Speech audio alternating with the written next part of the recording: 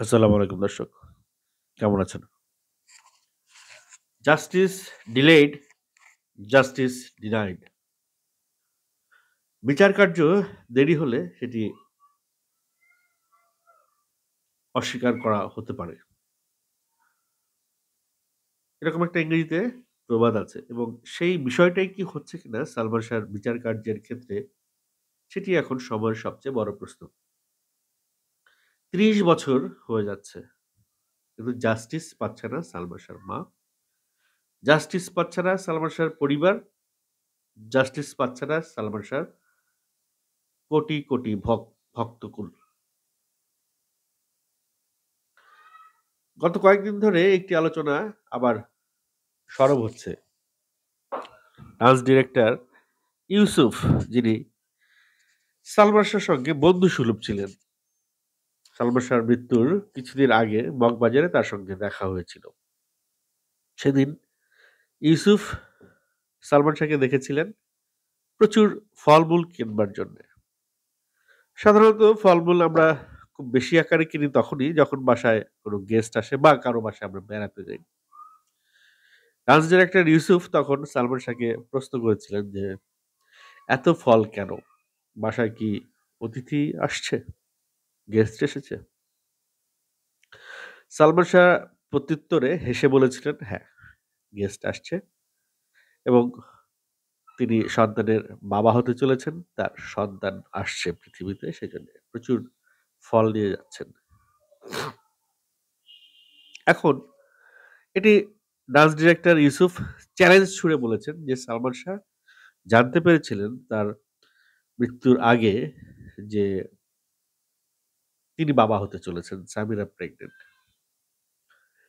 এবং তার কিছুদিন পরেই সালমান শাহ মারা যান। এখন কথা হচ্ছে ২ টা।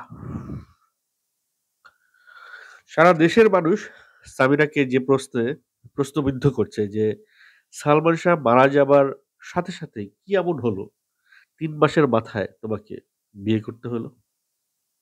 সালমান শাহ এমন একজন স্বামী ছিলেন যার সঙ্গে ৮ বছরের সংসার, এত ভালোবাসা, এট লিস্ট ৮ টা মাস তো অপেক্ষা করতে পারতে।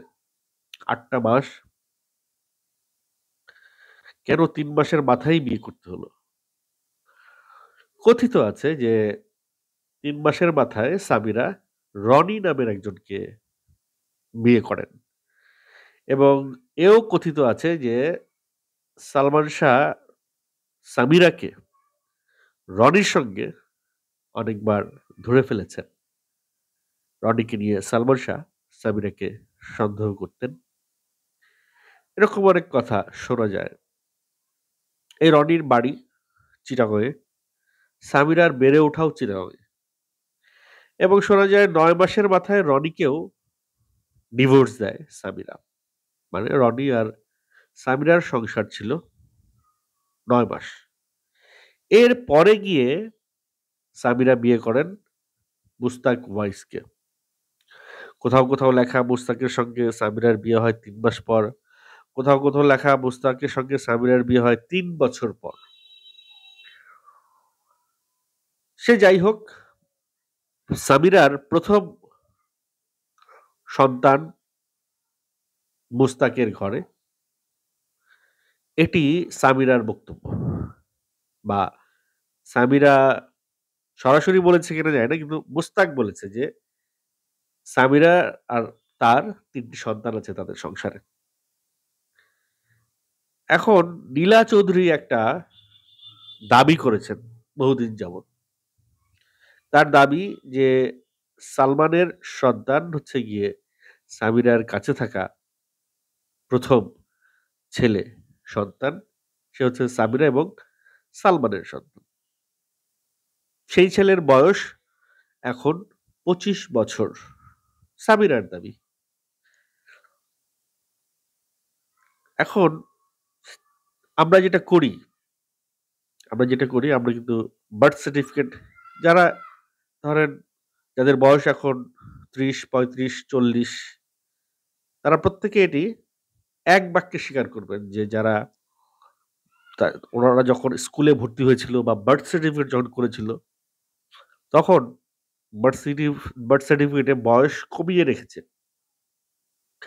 বয়স কমিয়ে রাখার অনেকগুলো প্লাস পয়েন্ট আছে। কারণ হচ্ছে সরকারি চাকরি বা বিভিন্ন জায়গায় বিভিন্ন বয়স সীমা থাকে যোগ দেবার জন্য বা অনেক ফ্যাসিলিটিস অ্যাকসেপ্ট করবার জন্য। তো সেই সকল বয়স সীমা মাথায় রেখেই ওই সময়ে ২ যুগ আগের বাবা-মায়েরা যেটা করত যে সন্তানের বয়স সার্টিফিকেটে ২-৩ বছর কমায় দিত। এখন সামিরা তার সন্তানের বয়স ধরছে ২৫ বছর। এটা বোধহয় অনেক পুরনো সাক্ষাৎকার। এবং বয়স যদি আরো ২-৩ বছর কমিয়ে দেয়, তাহলে যদি ১ বছর আগের ঘটনা হয় সেটা আর ২ বছর বা ৩ বছর কমিয়ে রাখে, তাহলে সালমান মারা যাবার পর থেকে এ পর্যন্ত যে সময়কাল, সেটি কিন্তু সামিরার সন্তানের সময়কাল। সামিরার মা দাবি করেছেন যে ওই সন্তানের ডিএনএ টেস্ট করবার জন্যে।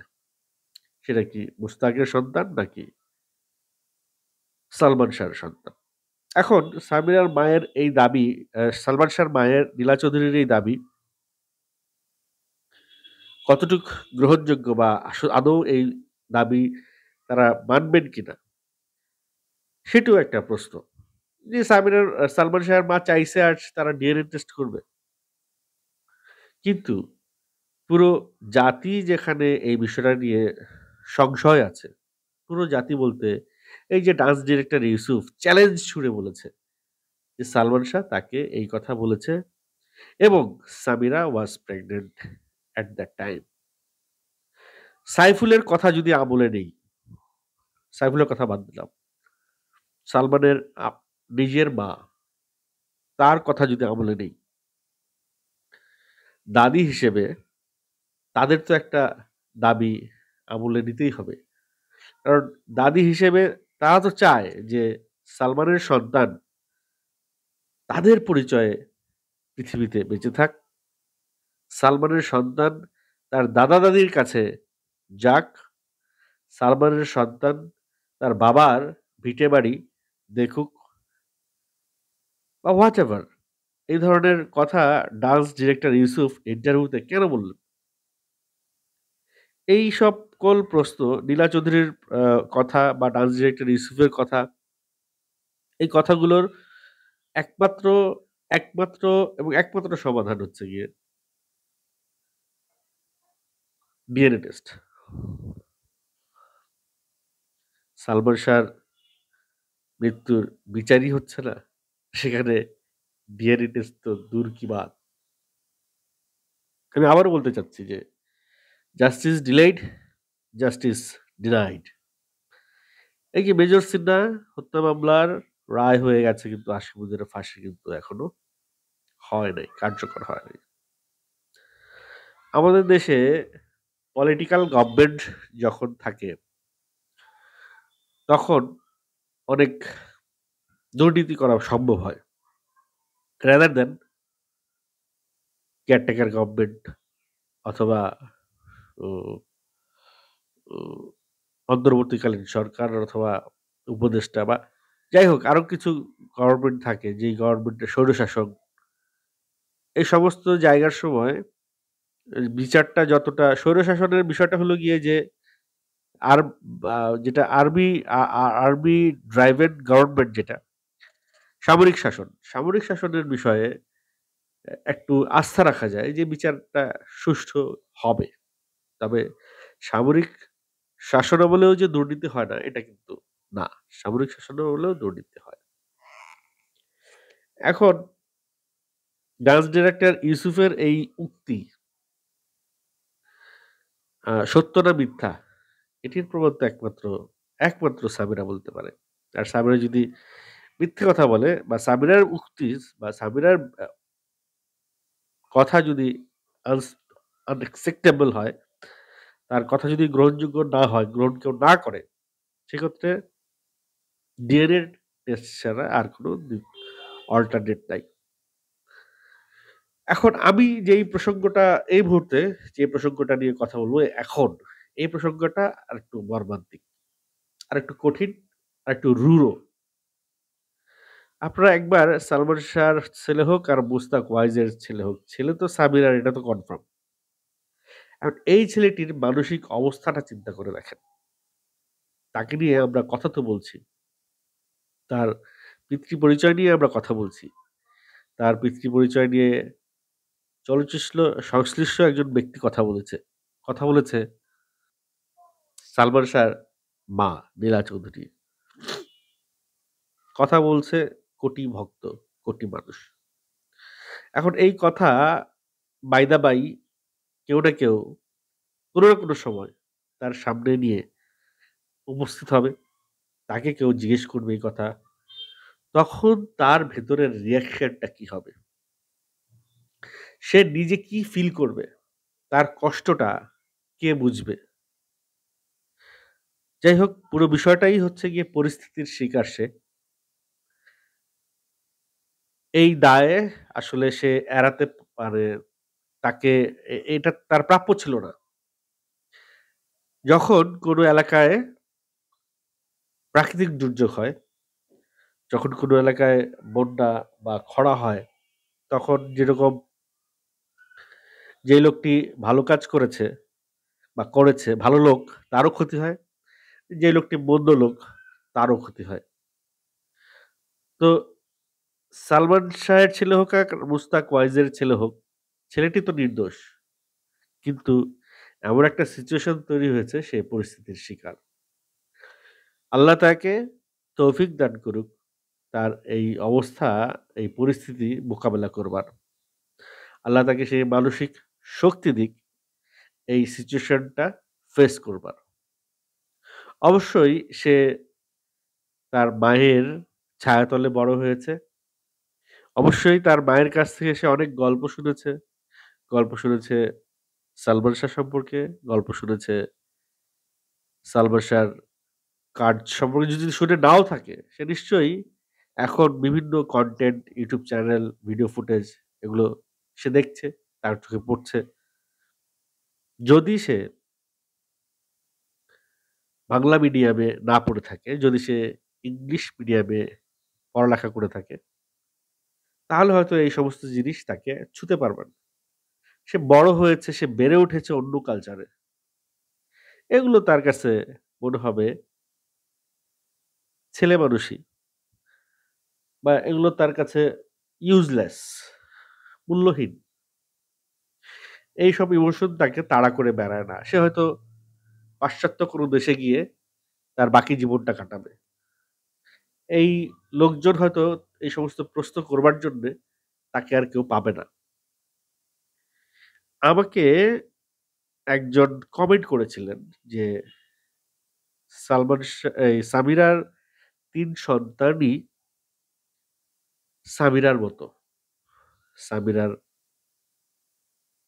আ সামিরার সংস্পর্শে থেকে সামিরার আ আ ওকে মানুষ যেভাবে মানুষ করেছে, তাতে করে মুস্তাক ওয়াইজের পক্ষে তারা সচরাচর কিছু বলে না।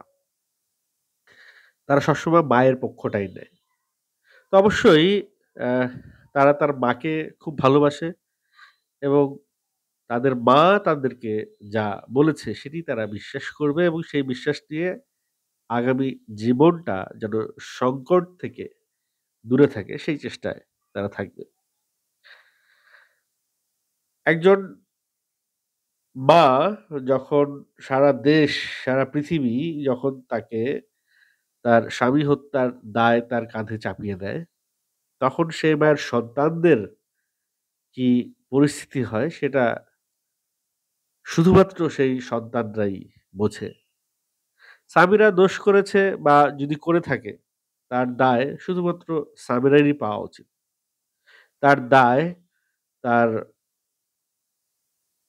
খারাপ কাজের ছায়া যেন তার সন্তানদের উপরে না পড়ে, বা তার সন্তানদেরকে এর ভিতরে টানা-হেঁচড়া না করাটাই বেটার। এই কারণেই বোধহয় সম্ভবত নীলা চৌধুরী সামিরার ছেলেকে নিয়ে বা সালমানের ছেলেকে নিয়ে বা মুস্তাক ওয়াইজের ছেলেকে নিয়ে আই এম কনফিউজড কার ছেলে। যখন এত লোক এত কথা বলছে। বা এমনও হতে পারে যে সেই সময়ে সামিরা অ্যাবর্শন করিয়েছে। সামিরা ওই সালমান শাহের সেই সন্তান হয়তো সামিরা অ্যাবর্শন করিয়েছে বা হয়ে গেছে, মিসক্যারেজ হয়ে গেছে। অনেক কিছুই হতে পারে। তো এই তথ্যের উত্তর, এই প্রশ্নের উত্তর একমাত্র সামিরাই জানে। যদি সে কখনো এই বিষয়ে মুখ খুলতে চায়। একটা জিনিস আমি দেখেছি, সামিরা আজ অবধি সালমান সম্পর্কে যখন কোনো প্রসঙ্গ এসছে, সে মুখ খুলেনি। সে সালমান সম্পর্কে কোনো নেগেটিভ কথা এখনো পর্যন্ত বলে নাই। এটা অনেকে বলতে পারেন যে যদি সালমান সম্পর্কে সে কোনো নেগেটিভ কথা বলে, তাহলে মানুষ তাকে আরো দোষী সাব্যস্ত করবে। আরো খারাপ বলবে। এই কারণে হয়তো সামিরা আজ অবধি সালমান সম্পর্কে কোনো নেগেটিভ কথা বলে নাই। তো সামিরার যে কারণেই এই কথাটা না বলে থাক, কারণটা কিন্তু সামিরার ফেভারেই গেছে। এতে করে কিছু মানুষ কিছুটা হলেও সামিরার প্রতি একটু আ ফিল তৈরি হয়েছে যে না, সে এত কিছু হয়ে গেছে। তারপরেও সে সালমান সম্পর্কে কোনো বাজে মন্তব্য করে নাই। কোনো খারাপ কথা বলে নাই এবং প্রসঙ্গ উঠলেই সে এড়িয়ে গেছে। এই বিষয়টা সামিরাকে হয়তো কোনো না সময়ে কোনো একটা জায়গায় গিয়ে সামিরাকে হয়তো সেভ করতে পারে। যাই হোক, প্রসঙ্গ ছিল সালমান শাহকে নিয়ে যখন তার বন্ধু ডান্স ডিরেক্টর ইউসুফ কথাটি বলেছে, তখন এবং এই একই প্রসঙ্গ নিয়ে নীলা চৌধুরীও কথা বলেছে এবং তড়িঘড়ি করে সামিরা খুব অল্প সময়ের মধ্যে বিয়েও করেছে এবং সেই সংসারটা আবার ভেঙেও গেছে। সো এত প্রশ্ন যখন এক একত্রীভূত হচ্ছে, একসঙ্গে আসছে, তখনই স কনফিউশনটা বাড়ছে এবং সেই সঙ্গে সামিরা এবং মোস্তাক ওয়াইজের সংসারে থাকা ছেলেটির ছবি নিয়ে, সালমান শাহর ছবি নিয়ে, মোস্তাক ওয়াইজের ছবি নিয়ে একটা ছবিও ট্রল হচ্ছে, যেই ছবিতে প্রশ্ন করা হচ্ছে যে কার সঙ্গে মিল বেশি?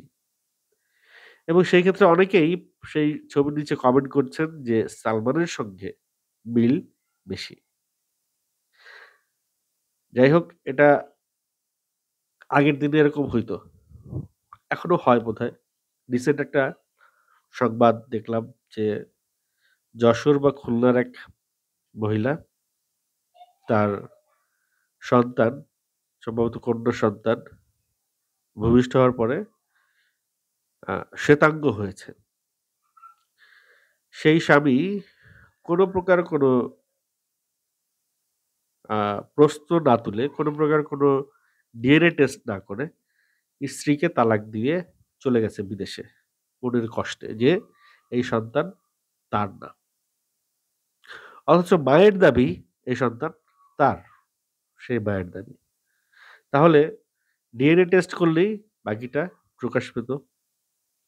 তো এখন সালমান শাহর সন্তান কিনা বা মুস্তাক ওয়াইজের সন্তান কিনা, এটির উপরে বেস করে যে সাধারণ মানুষের মতামতের উপরে বেস করে এটি বলা ঠিক হবে না। একমাত্র এবং একমাত্র ডিএনএ টেস্ট হচ্ছে গিয়ে এর সমাধান। যাই হোক, আগে সালমান হত্যার বিচার হোক, একটার পর একটা আসুক। তারপরে 2nd ফেজ এ গিয়ে হয়তো সন্তানটি কার সেটি নিয়ে আবার নতুন কোনো ইস্যু ক্রিয়েট হবে বা নতুন কোনো দাবি তৈরি হতে পারে। সে দাবি পরে, পরবর্তীতে দেখা যাবে। এখন এবং এই মুহূর্তে ১ম এবং প্রধান দাবিটা হচ্ছে যে জাস্টিস ডিলেইড, জাস্টিস ডিনাইড, এই জিনিসটা যেন না হয়। খুব দ্রুত বিচারটা শেষ হোক। এটি কি হত্যা না আত্মহত্যা? এটি একটা কংক্রিট একটা তদন্ত হোক। যেই তদন্তে কোনো প্রশ্ন থাকবে না। যেই তদন্তে প্রত্যেকটা জিনিসের উত্তর থাকবে। এই প্রশ্নের উত্তর কি? এই প্রশ্নের উত্তর কি? এটা কেন সন্দেহ হইছে? এটা কেন ভাবছে? সবকিছুর উত্তর থাকবে। এরকম একটি তদন্ত রিপোর্ট বা এরকম একটি বিচার সালমান শাহর ভক্তরা দেখতে চায়।